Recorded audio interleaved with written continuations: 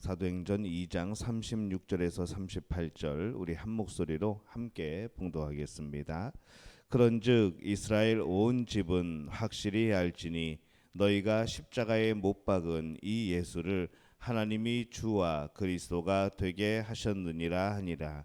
그들이 이 말을 듣고 마음에 찔려 베드로와 다른 사도들에게 물어 이르되 형제들아 우리가 어찌할꼬 하거늘 베드로가 이르되 너희가 회개하여 각각 예수 그리스도의 이름으로 세례를 받고 죄 사함을 받으라.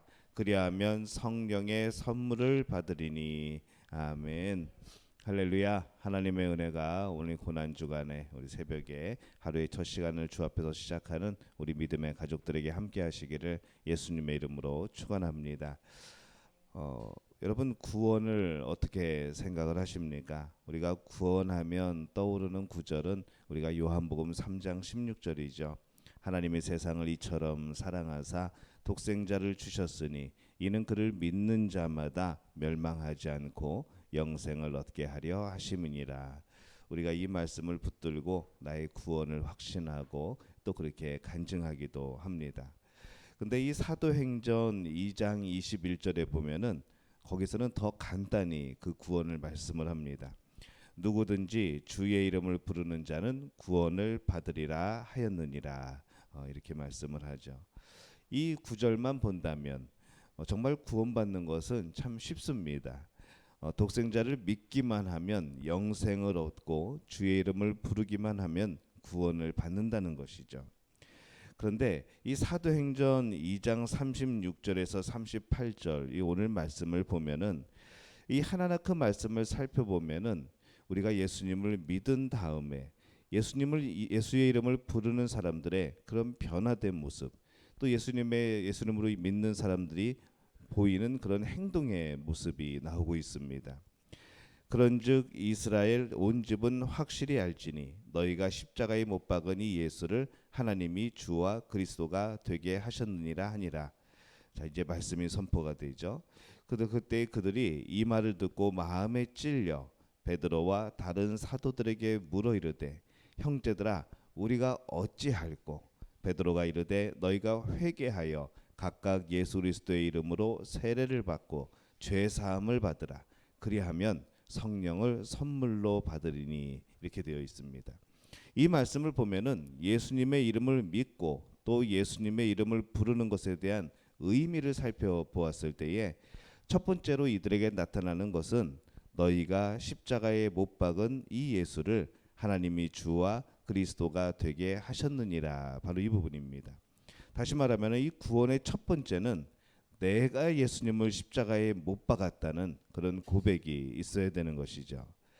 2000년 다른 나라의 어느 한 마을에 그런 먼 곳에 있는 그런 다른 나라의 사건이 아니라 내가 예수님을 죽였다는 그런 인식이 우리에게 필요한 겁니다.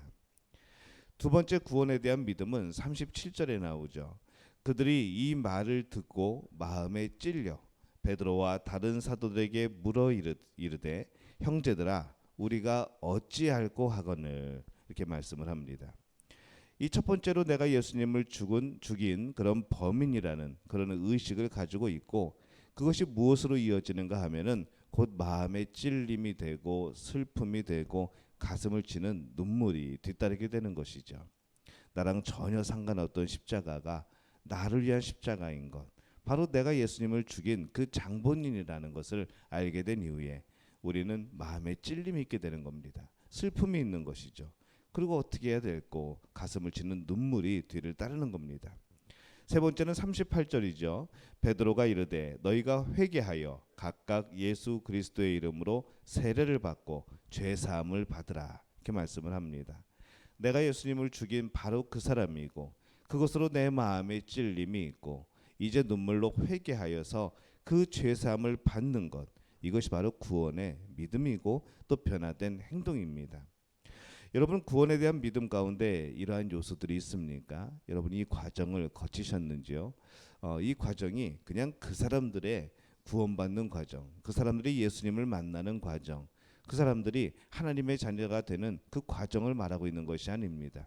바로 우리가 지나쳐야 될, 우리가 겪어야 되고 반드시 지나가야 될 바로 예수님을 믿는, 고백하는, 또 우리가 중생의 체험을 하는 그 상황이 바로 오늘의 이 말씀인 것입니다. 우리가 하나하나 점검해 보죠. 만약에 나 때문에 예수님이 죽었다라는 그런 인식이 없으면은 우리는 예수님을 믿는 것이 아닙니다. 나는 2000년 전에 태어나지 않았다. 그렇기 때문에 예수님이 십자가에 못 박혀 돌아가신 것은 그때 그 사람들을 구원하시기 위한 것이지 그게 나에게까지 무슨 상관이 있는가라고 생각한다고 한다면은 우리가 그때 예수님을 내가 지금 믿는다고 해서 무슨 나에게 변화가 있겠습니까? 우리의 생각은 2000년 전에 예수님의 그 십자가는 지금 나를 위한 십자가라는 인식이 있어야 합니다. 예수님의 십자가와 관계가 없는 사람은 구원과도 관계가 없는 사람입니다. 그래서 이사야서 53장을 보면은 그 말씀에 계속 반복되는 단어가 하나가 나옵니다. 무엇인가 하면은 바로 우리라는 단어이죠.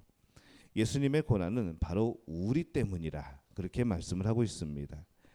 그가 찔림은 우리의 허물을 인하며 그가 상함은 우리의 죄악을 인함이라.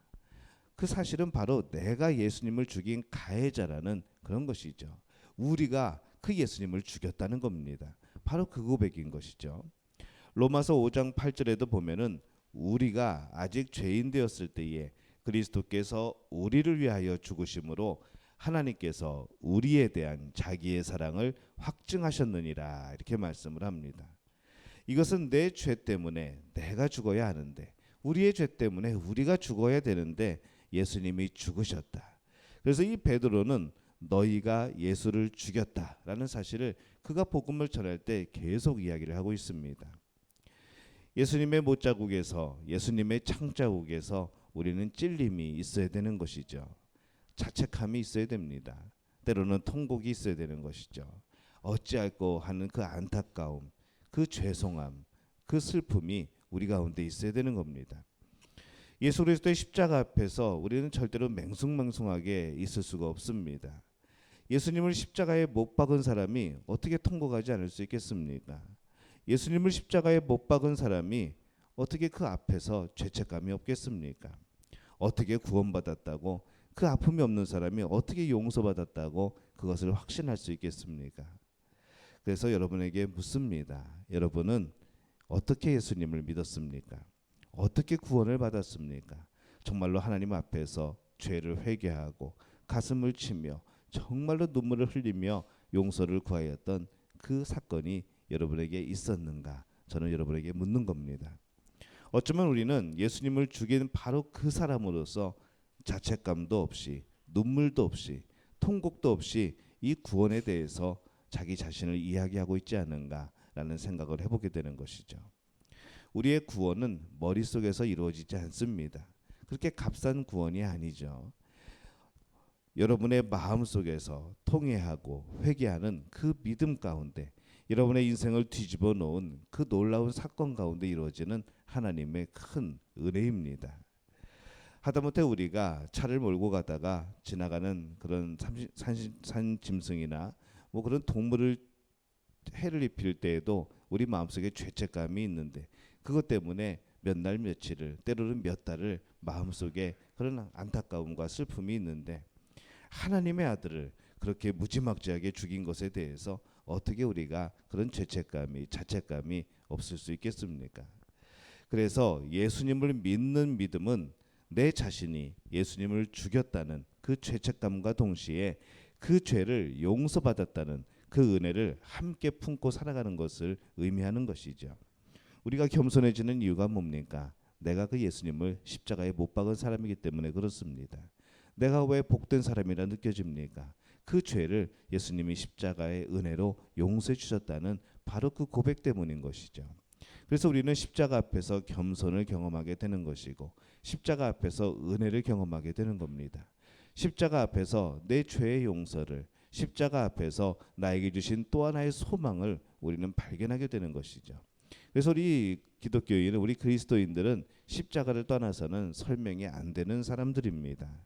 여러분, 은혜가 뭘까요? 도저히 내가 받을 자격이 없음에도 불구하고 주시는 것이 은혜입니다.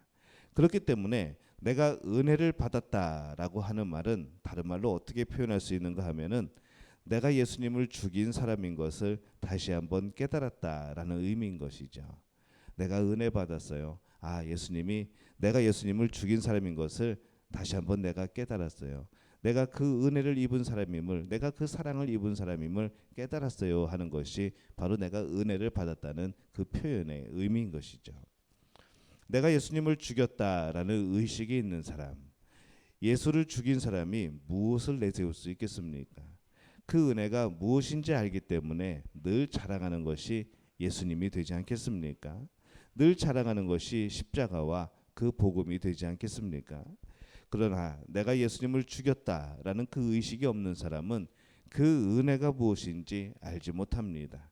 늘 자랑할 것이 내 자신밖에 없는 것이죠. 자신의 은사, 자신의 능력, 나의 가진 것들, 이것이 나의 자랑일 수밖에 없는 겁니다. 하나님의 아들이 이 땅에 말구 위에 태어나고 머리 둘 곳조차 없으셨고 제자에게 배신당했고 식사할 겨를도 없이 사람들을 위하여서 일하셨고 결국 십자가에 달려 돌아가신 바로 그분, 그 예수님을 기억을 한다면 우리는 감사와 감격이 넘쳐나야 합니다. 은혜가 무엇인지 알고 감사와 감격이 있는 사람이 성찬식에 참여하면 어떨까요? 그냥 무의미하게 그냥 빵 조각 하나 먹는 걸까요? 그냥 무의미하게 아주 조금 들어있는 그 포도주 조금 마시는 걸까요? 그냥 그런 정도의 의미는 아닌 것이죠. 이 성찬식은 우리의 생명을 살리기 위해서 예수님께서 피를 주는 의식입니다. 죽어가는 나를 살리기 위해서 찢긴 그 몸을 우리에게 이식하는 그런 행위인 것이죠.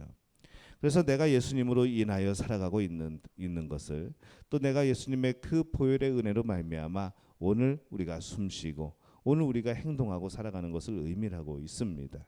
어떻게 그것이 아무렇지도 않겠습니까? 마지막으로 우리가 회개하고 돌아와 성령 충만을 또 받아야 합니다. 하나님이 아닌 것을 섬기던 삶에서 이제 하나님을 섬기는 삶으로 돌이키는 것이 바로 회개이죠. 내 자신을 섬기는 일에서 돌이키는 것이 회개입니다. 내 마음에 하나님 두기를 싫어하여서 또 하나님 없이 내 자신이 왕노릇하였던 것을 돌이키는 것이 회개입니다. 나태함과 게으름에 있던 사람이 하나님을 향하여 열심을 낸다면 그는 분명히 회개한 사람일 겁니다. 회개하면 그 회개에 합당한 열매가 맺어지는 것이죠. 우리는 예수 그리스도에 대한 눈물을 회복해야 됩니다. 그리고 그 눈물 뒤에는 구체적인 회개와 더불어서 하나님을 향한 열심이 우리 가운데 나타나야 됩니다. 여러분에게는 감격이 있습니까? 십자가의 감격. 여러분, 예수님을 십자가에 못 박았다는 가의 의식이 있습니까? 은혜가 무엇인지 알고 있습니까? 회개에 합당한 열매를 맺고 살아가고 계십니까? 오늘 이 질문을 마음속에 새겨보시기를 바랍니다. 여러분은 어떻게 예수님을 만났습니까? 예수님을 만난 이후에 여러분의 삶은 어떻게 변화되었습니까? 죄에 대해서 느끼는 것이 예수님을 만나기 전과 예수님을 만난 이후에 그 죄에 대한 느낌은 어떻게 다릅니까? 오늘 여러분에게 이 질문을 던지면서 마음속 깊이 십자가를 기억하고 또 예수님의 그 십자가의 사랑을 고백하는 우리 믿음의 가족들이 되어지시기를 예수님의 이름으로 축원합니다.